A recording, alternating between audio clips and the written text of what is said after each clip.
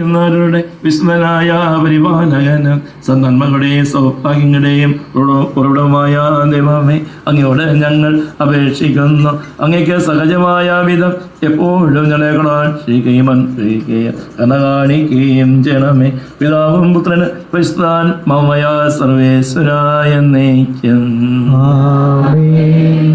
സഹോദരരെ, വിശുദ്ധ പൗലോസ് ശ്ലീഹ എഫെസോസിലെ സഭയ്ക്ക് എഴുതിയ ലേഖനം 3-ാം അധ്യായം 14 മുതൽ 21 വരെയുള്ള തിരുവചനങ്ങൾ കർത്താവെ ആശീർവദിക്കണമേ.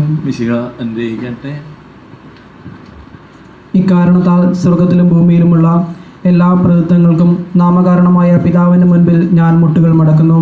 അവിടുത്തെ മഹത്വത്തിൻ്റെ സമ്പന്നതയ്ക്ക് യോജിച്ച വിധം അവിടുന്ന് തൻ്റെ ആത്മാവിലൂടെ നിങ്ങളുടെ ആന്തരിക മനുഷ്യനെ ശക്തിപ്പെടുത്തണമെന്നും വിശ്വാസം വഴി ക്രിസ്തു നിങ്ങളുടെ ഹൃദയങ്ങളിൽ വസിക്കണമെന്നും നിങ്ങൾ സ്നേഹത്തിൽ വേരുപാകി അടിയുറയ്ക്കണമെന്നും ഞാൻ പ്രാർത്ഥിക്കുന്നു. എല്ലാ വിശുദ്ധരോടുമൊപ്പം ക്രിസ്തുവിൻ്റെ സ്നേഹത്തിൻ്റെ നീളവും വീതിയും ഉയരവും ആഴവും ഗ്രഹിക്കാൻ നിങ്ങൾക്ക് ശക്തി ലഭിക്കട്ടെ. അറിവിനെ അതിശയിപ്പിക്കുന്ന ക്രിസ്തുവിൻ്റെ സ്നേഹം നിങ്ങൾക്ക് ഗ്രഹിക്കുവാനും അതുവഴി ദൈവത്തിൻ്റെ സമ്പൂർണ്ണതയാൽ നിങ്ങൾ പൂരിതരാകുവാനും ഇടയാകട്ടെ.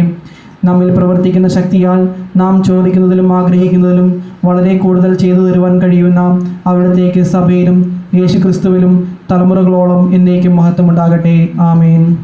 നമ്മുടെ കർത്താവായ